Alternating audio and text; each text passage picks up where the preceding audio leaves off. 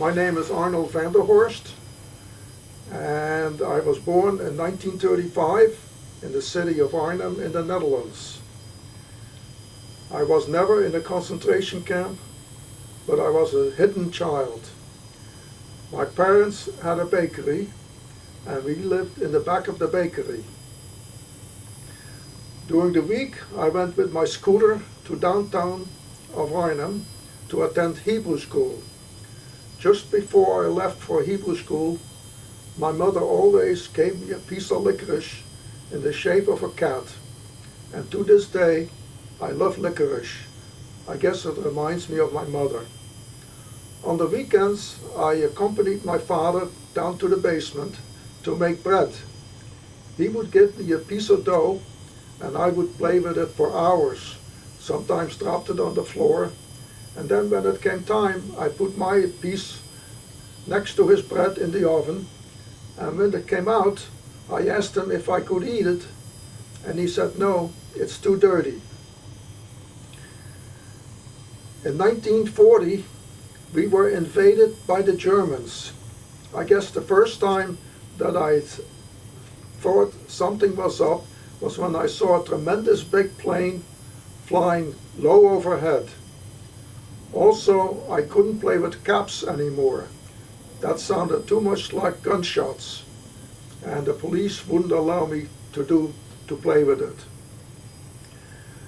Also in that same year, 1940, my sister Theodora was born. In 1942, the Germans enacted a law that said that all Jews over the age of 6 had to wear a yellow star on their shirt or overcoat.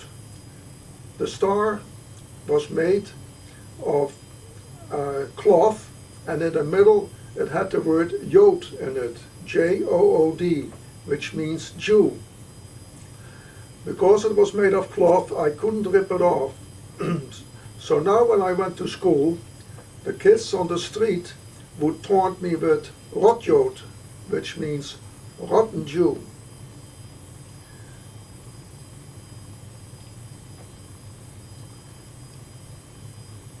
One day, my sister in 1942, she was 2 years old, and she crawled out of our back door into a neighbor's yard. The neighbor was a druggist, and he happened to leave some of his bottles outside on his backyard doorstep. My sister drank some residue of one of the bottles. It was poison. We had to rush her to the hospital.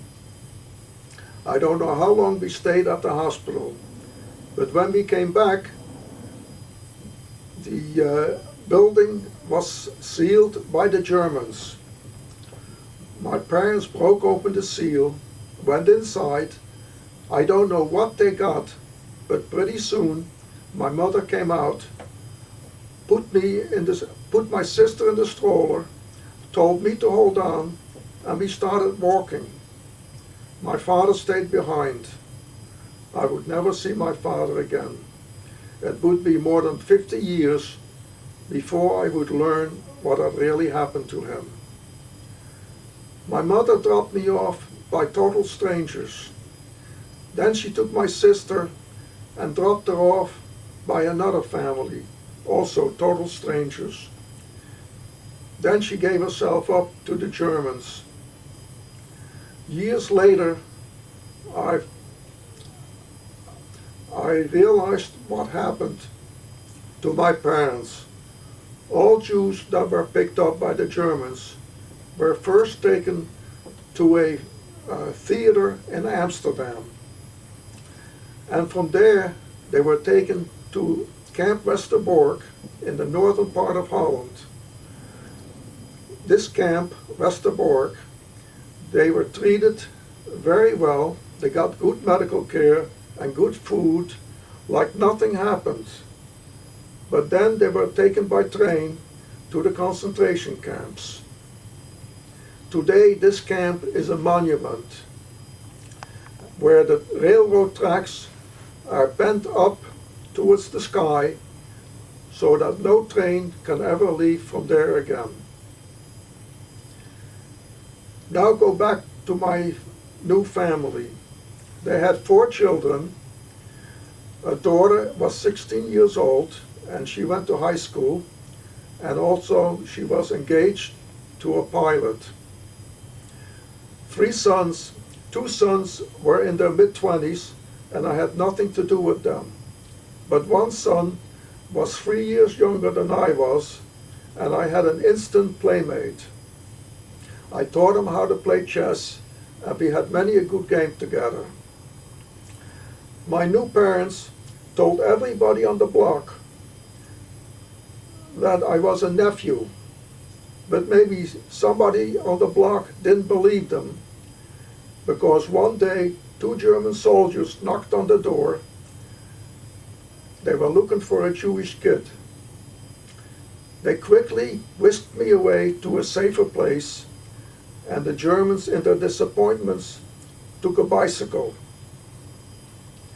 Now I want to talk a little bit about my stay with these step-parents. As a 7-year-old kid, you see some things that you don't like, but I'll be eternally grateful to them for them having saved my life.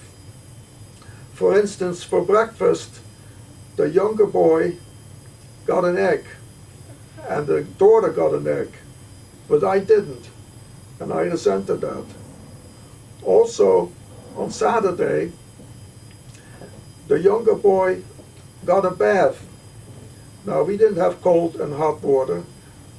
They had a tub, and they boiled the hot water, and then they mixed it in with cold water, and first the young son went in, and then when he was done, I had to get into the same tub, which was now tepid and dirty, and I resented that also.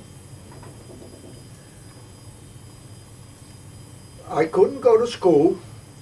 That would have been too dangerous, and I couldn't play outside unless I asked my step-parents. One day they let me play outside, and I went with my friends from the block to a playground. Now on the fence of this playground there was a sign that said "For Joden verboten," which means, roughly translated, Jews were not allowed to go inside. So while my friends went inside, I stood outside. I was afraid that maybe the caretaker would see I was Jewish and he would turn me in to the Germans. On another day, they let me attend a birthday party. One of the girls on the block had a birthday, and we all went to this photographer's studio. He took pictures and he published it in a book. The book was published in 1942. I was 7 years old. And you know, when everybody goes to a birthday party, they get a goodie bag. Well, we all got this book, and I lost mine. But on a visit to Holland in 2004, I went to a museum, and on the way out, I saw a pamphlet of this photographer, and it made me recollect the name of the photographer. Sam Presser was his name. I wrote to the museum and asked them if they had a copy of this book, Ankie is Jarig, which means it's Ankie's birthday. And they said they did, and they would send me a Xerox copy for free.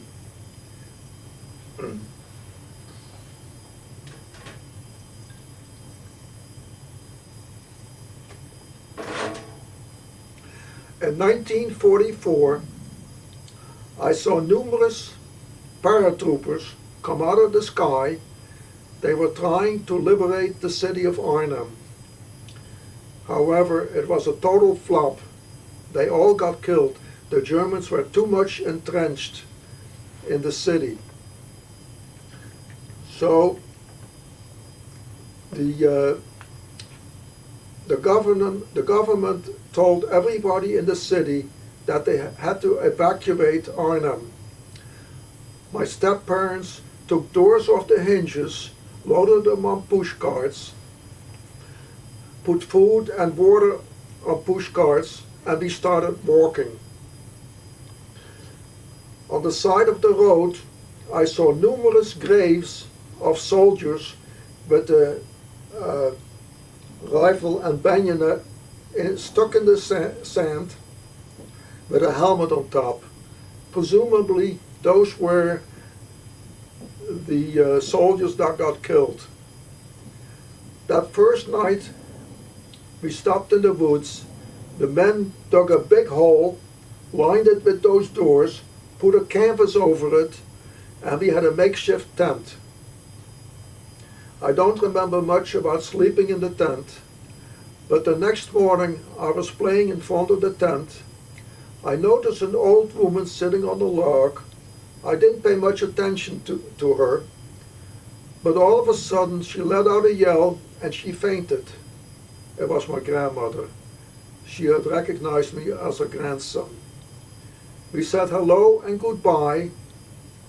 She went with her family and I went with my family. We went with a horse and buggy to Hilversum, which is about 30 miles west of Amsterdam. And here we stayed till the liberation.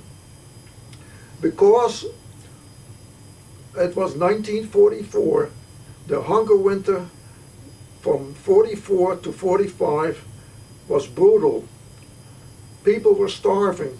The Germans cut off all food and fuel supplies. I stood in line for bread, and when I got to the store, they were out of bread. We subsisted on tulip bulbs and sugar beets. It was really terrible. We were liberated in 1945 by the Canadian Army, and we moved back to our old city of Arnhem, and our whole old house was destroyed. In fact, the whole block was destroyed. We moved to another house, and it was here that my Uncle Max paid me a visit. He brought me a bar of chocolate, and it tasted mighty fine.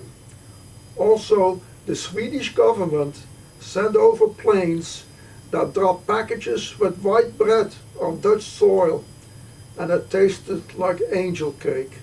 I hadn't seen white bread in years. Now, because I was so skinny, the Dutch government sent me to England to recuperate.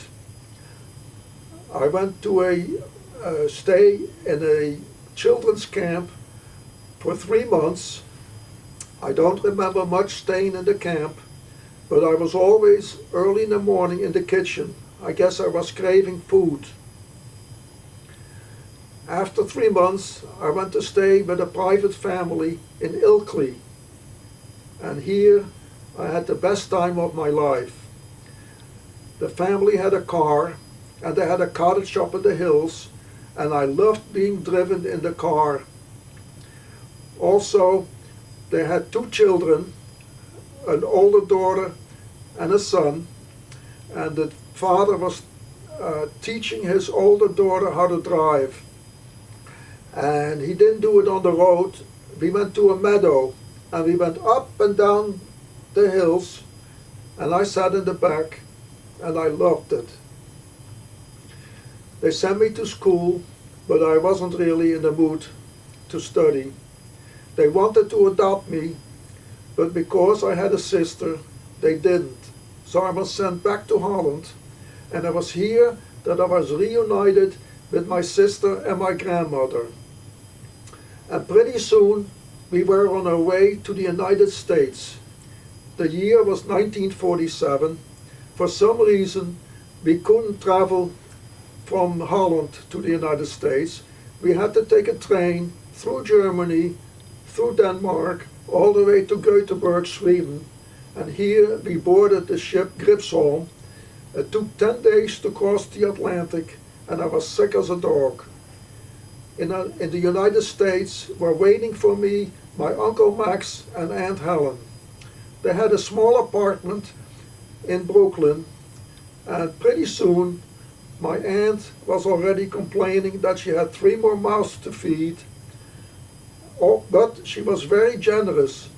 She used to give me an allowance of 69 cents a week, 7 cents a day for the good humor man, and 20 cents for the movies on Saturday. But if I was bad, she would take it back. So I got smart. There was an empty lot across the street in which I buried the money. So when she wanted the money back, I said I didn't have it. But I was bad. I played with matches and I ran away. So they decided to send me back to Holland. Also, my grandmother couldn't make any friends. She couldn't speak the language. So she wanted to go back to Holland. So the two of us went with the steamship Veendam back to Holland. It took 10 days and I was sick as a dog again. My grandmother ended up in Amsterdam in a retirement community, and I went to live with a very far removed family in Wageningen. This family had an antique store, nice stuff. They had Ming china, Biedermeier furniture, they had wall clocks, and underneath those wall clocks were mahogany tables that lined the wall. They sent me to school, but I really didn't feel like studying. However, there was a teacher there that would give anybody that did well on a test a stamp in the form of a rooster. And I wanted this stamp. From then on, my homework improved. I couldn't make any friends. This was an old house where the lavatory was on the ground floor and we lived on the second floor. So one day I had to go to the lavatory, and on the way back, one of those heavy weights of the wall clock fell on a mahogany table. It probably dented it. Also, one day when I went to bed, I passed their bedroom, and on the table I noticed that they had a J&F box, and there was a little bit of a paper money sticking out of the slot, and I needed money. So I tried to wiggle this paper money out of the slot, and it wouldn't come out.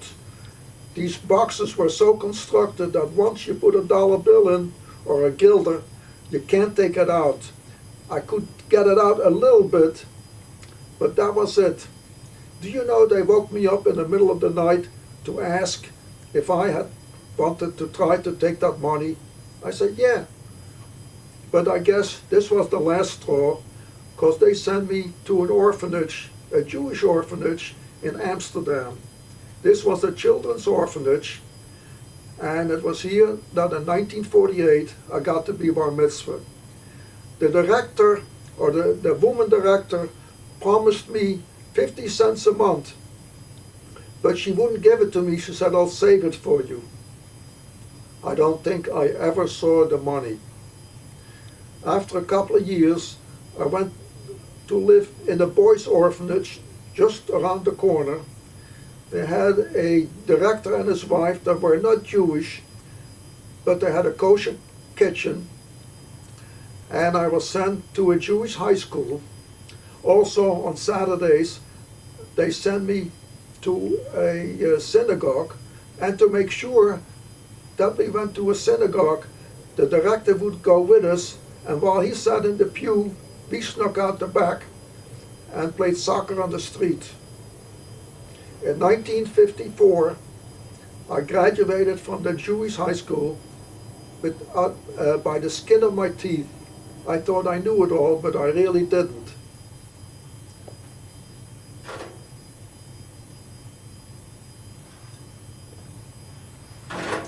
After high school, I didn't know what I wanted to do. So the agency sent me to a psychiatrist, and he determined that I liked drawing. So the agency sent me to an architecture school in Amsterdam, and I hated it. I hated drawing with Indian ink. I flunked the first year and I had to redo the year. And I guess you can guess what happened the second year. I also flunked that. Meanwhile, I was 19 years old and the agency suggested that I should try to live by myself. So they made a transition period. They sent me to live with a family in Amsterdam. This family had two daughters, 17 years old and 14 years old. And I was secretly in love with the 17-year-old daughter. The husband was very heavy and he ate most of the food. I was always hungry there. So with my allowance, I bought cold cuts and bread, and at night I would make myself a sandwich and eat. One day, the woman came into my room and she noticed all this food, and I was very embarrassed.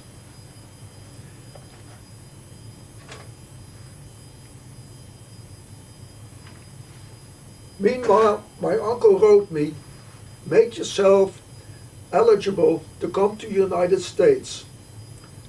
So one day I took a train to Rotterdam to the American consulate and I asked for a visa. And the man said, "There's a waiting list, there's a quota system. So many people from any country can only come to the United States. We can put you on the waiting list and it would take 5 years." Back home, I had to visit my social worker in order to get my monthly allowance, and I told him what had happened. He said, "Why don't you go down to the office of the Hayas downstairs?" Hayas is Hebrew Immigration Aid Society. So when I told the man there what had happened, he said, "I can get you to the United States in 6 months." Well, that was music to my ears. So in October of 1956, I boarded the steamship Grote Beer. Took 10 days. I was sick as a dog again, but on the pier in Manhattan were waiting for me my sister, whom I hadn't seen in 9 years, a new cousin, Evelyn, my Aunt Helen, and Uncle Max. They had a storefront factory in which they made rainwear. And because they sponsored me, they had to provide a job for me. So I was put in charge of putting buttons on pouches in which they stuffed their rainwear. They paid me $25 a week, of which I had to fork over $20 a week for room and board. After a while, my aunt said, "You're not making any money for us. You have to go find a job in Manhattan." So I went down to an employment agency in Manhattan. They sent me to a brokerage outfit, and this brokerage outfit hired me and put me in the accounting department. I was good with figures. I had to do a lot of bank reconciliations, which caused me in good stead because I can do my monthly bank statement.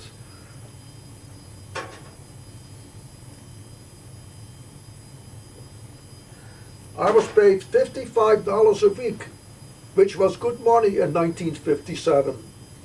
When my aunt heard that, she booted me out of the house and said, "Now go live by yourself." And I resented it. But she said, "You can come home for Fridays to have dinner with us." I was very lonely. One day, I went to the 92nd Street Y in Manhattan. They had a trip to Killington, Vermont, a ski trip. I met some fellows there from Brooklyn. One had a girlfriend, and this girlfriend had another girlfriend.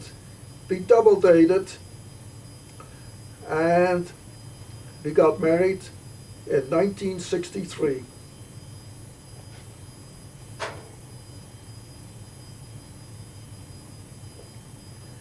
We adopted 2 boys, one from Florida, Jonathan, and one from Ohio, David, and they're still living with us. One day I was talking at a retirement community in Bromo, and one of the women asked me, "Did you ever thank your rescuers?" And I had to tell her how sorry I was. I never did. But that sent me on a quest. I wrote to the Dutch Red Cross and asked them, "Are any of these children of my rescuers still alive?" After a couple of months came the reply, "Yes, the girl and the younger boy are still alive, and they would like to hear from you." Can you imagine, after 50 years, all of a sudden they got a letter from me on their doorstep? I hate to write. I also wrote to Yad Vashem and asked them, "Can I put in my rescuers for the honor of righteous among the nations?" And yes, they said, "You can." So while I was in 2004 in Holland to meet the two children, there also was a representative from Yad Vashem who gave a medal posthumously to the children. We had to be reintroduced. I didn't recognize them. Afterward, we had a cup of tea with a cookie, and for now, I just send them a Christmas card, and they send me a Christmas card. If you have any questions. Sure. How long did it take? Oh, Huh? it's only about 27 minutes. That's not much, but No. definitely a lot of stuff. So, well, there's all. I made some notes. Let me ask some questions here. I think growing up, I had never, I always heard whispers of the story, but I hadn't heard the actual story. And only a few months ago was the first time I heard you tell it. When did you find out precisely what happened to your parents, and how? How? When and how? Well, in the late 90s, people started to talk about their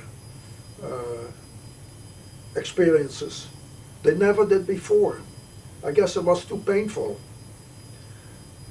I was seeing a psychologist, and after a couple of sessions, she urged me to talk about my experiences. She said it would do you a lot of good. And I asked her, how can I find out what happened to my parents?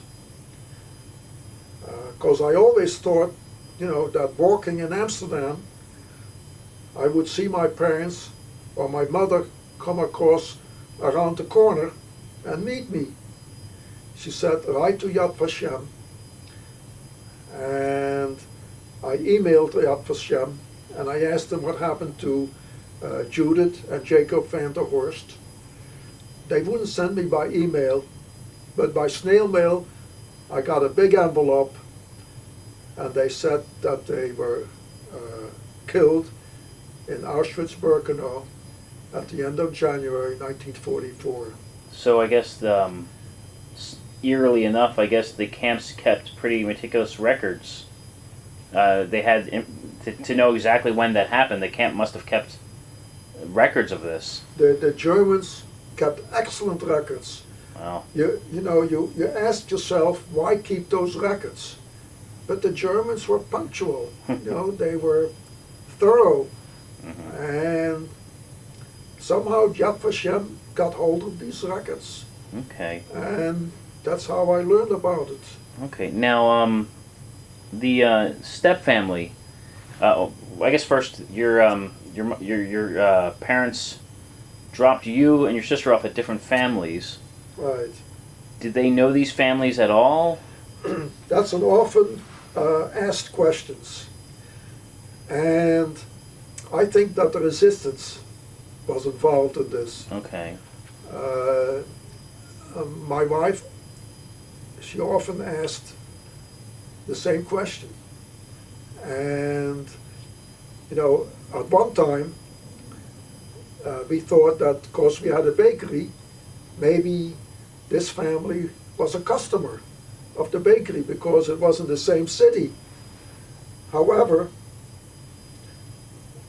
I think the resistance was involved.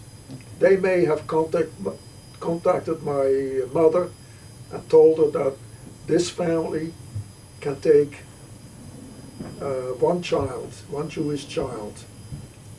And in fact, the photographer that made this book of the birthday party,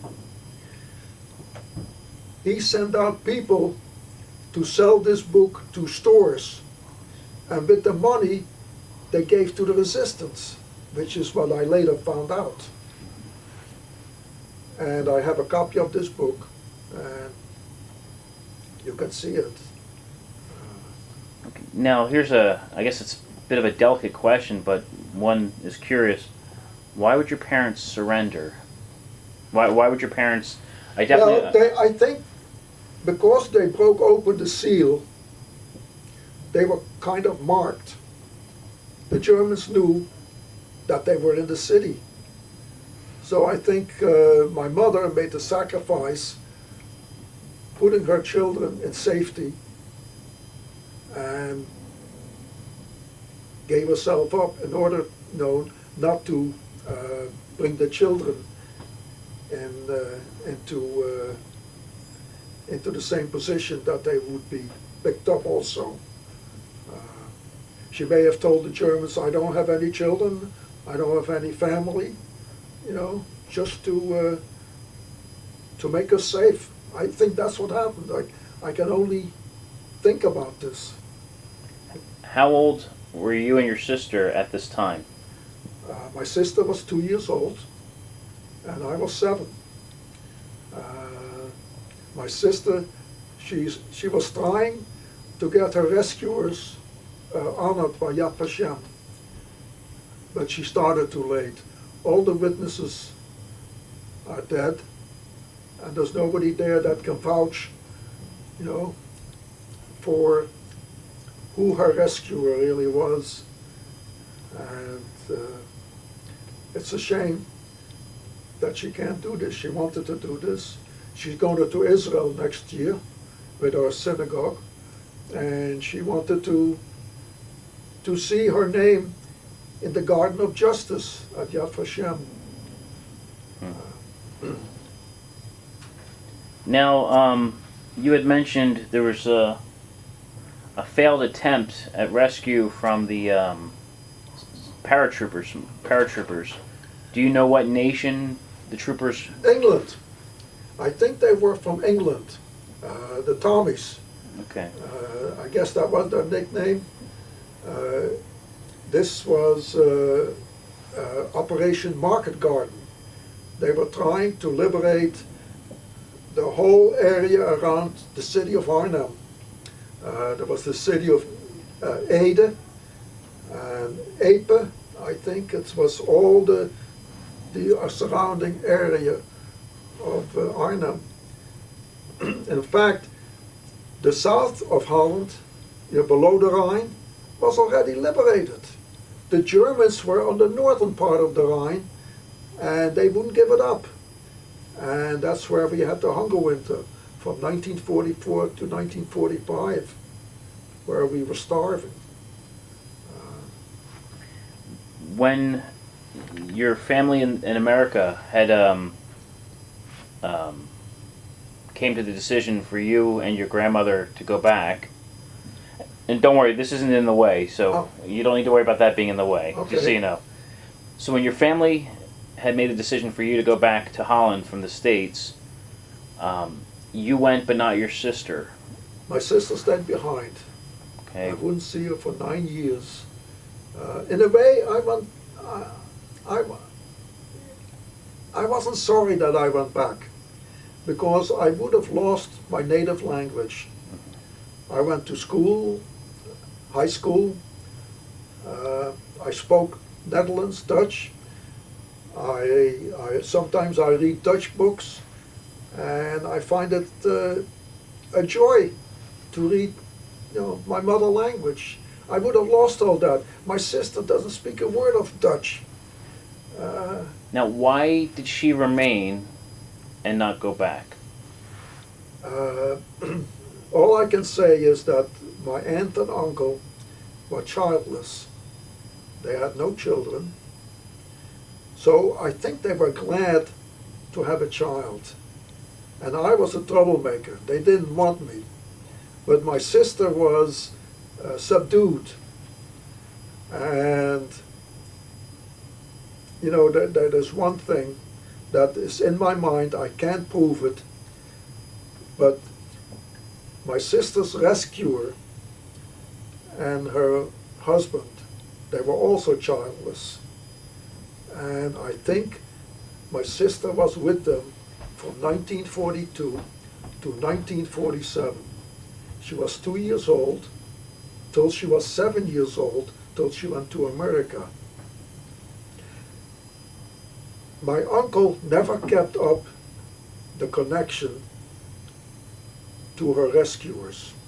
And I think he was afraid that they were going to institute a lawsuit to claim her back. That's why my uncle never kept in touch with them. I can't prove it, but it makes sense. Sure. So here's some questions now, if you can remember them. You've already said the names of your parents. What were the names of the family of the house you were brought to? Okay, the name, my stepmother's name was Hendrika Holthaus, Holthaus. I forgot her maiden name. The man's name was Johann, Johan Holthaus. He was born in Germany. He was a German. He was very well connected in politics, and that may have saved me also.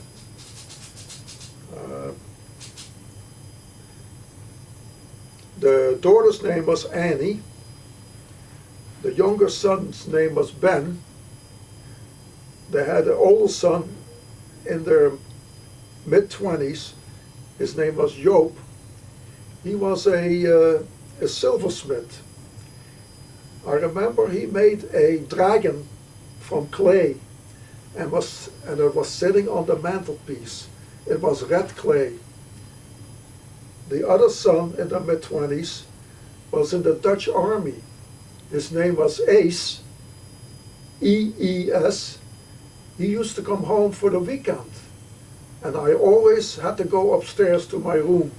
I was not allowed to know that he was there. But as a child, you know what's going on. Because if they had let me know, I may have spilled the beans that he was in the Dutch army, and he would have been picked up.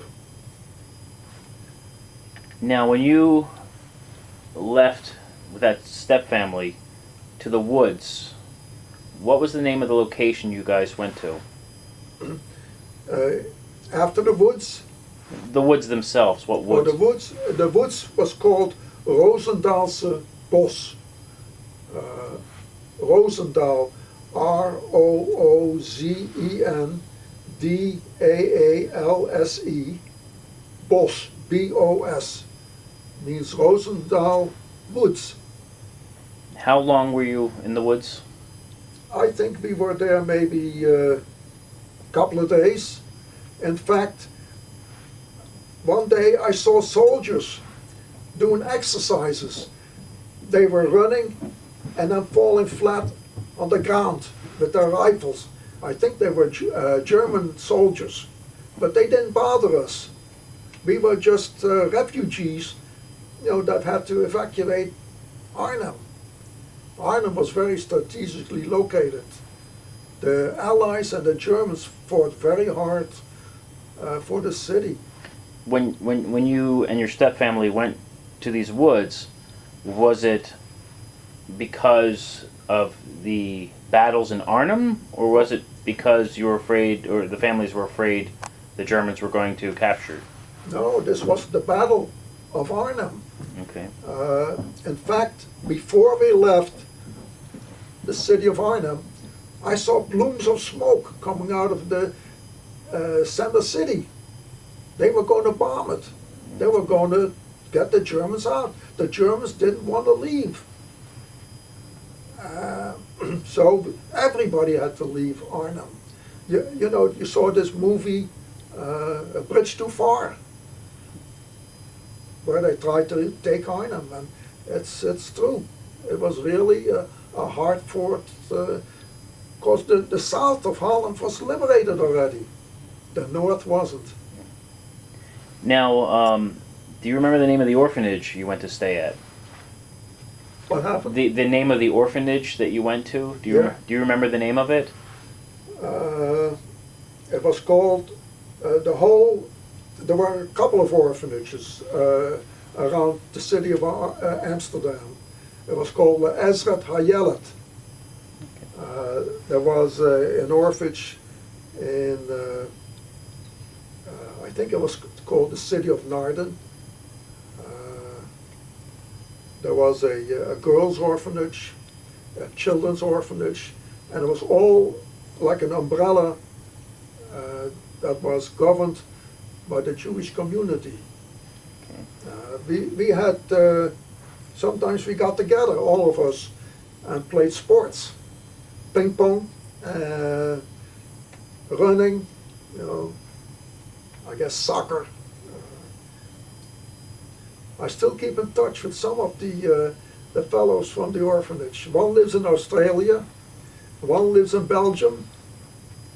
I have a good friend that I met in high school in Amsterdam. He lives in Florida. It's nice to you know, keep old friends. Now, when you, when was the first time? When was the last time? No, first time, I guess. When did you first see Arnhem again?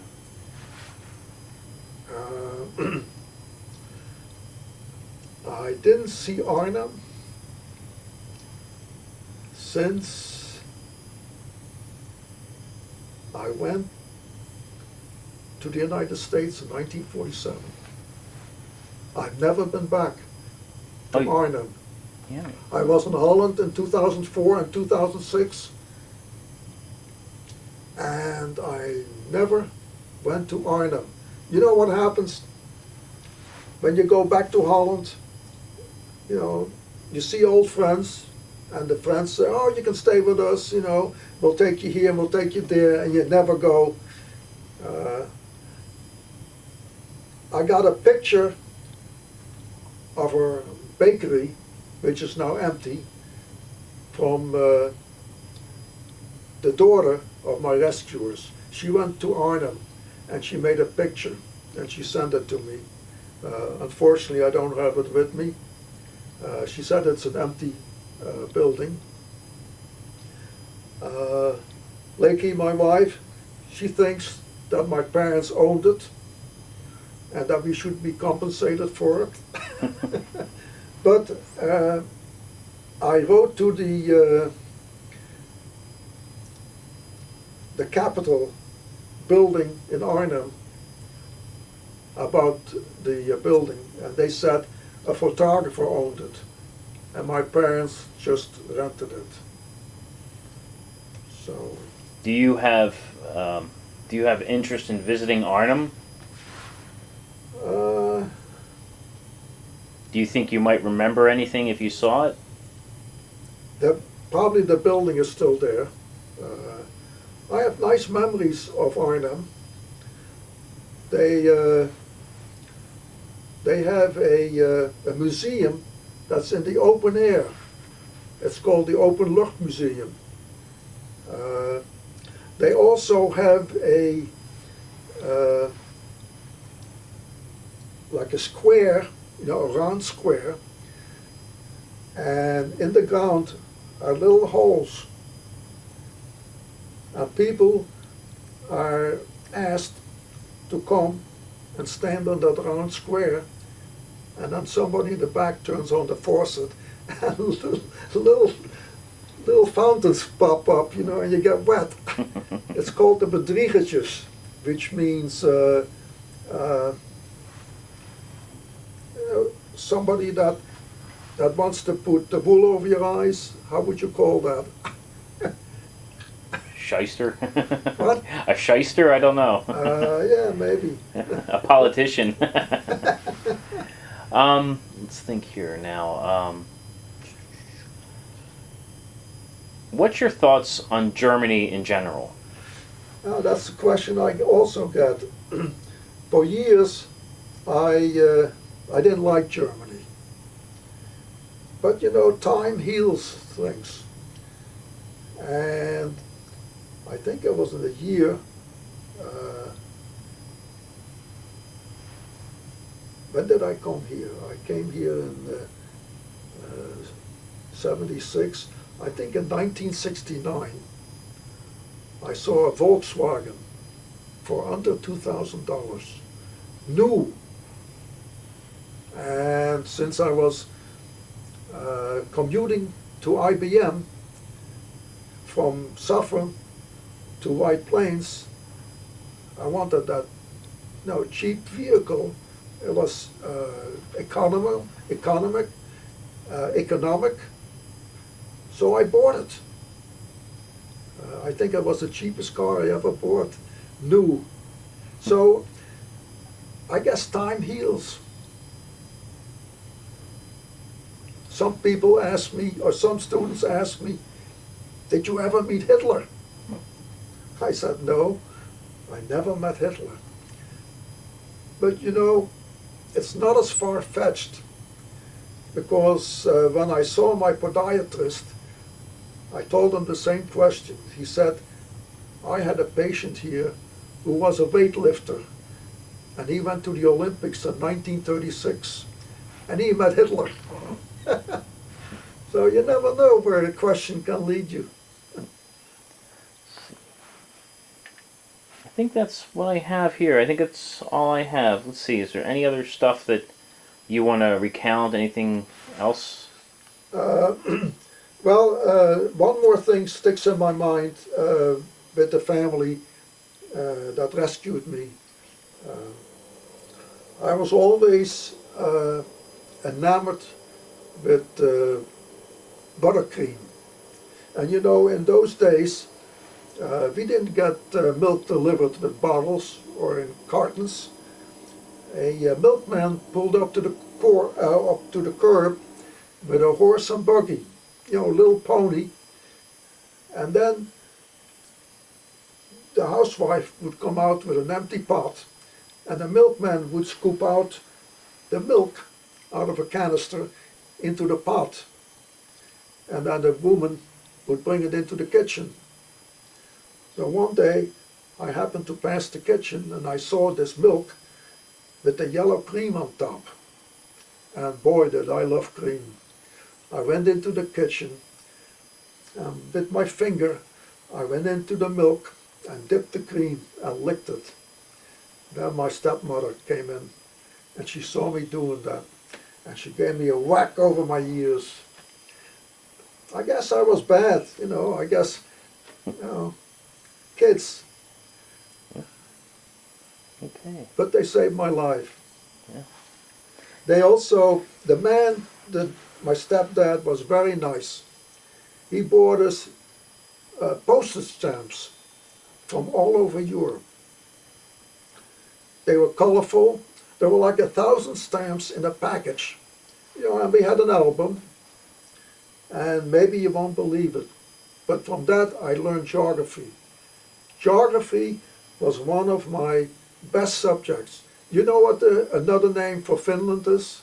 Suomi. S-U-O-M-I. I think it means land of 1,000 lakes. You can ask Marianne, what does Suomi mean? Yeah, I'll have to see. Yeah, it might translate, yeah. Another name for Switzerland. That's all. Helvetia.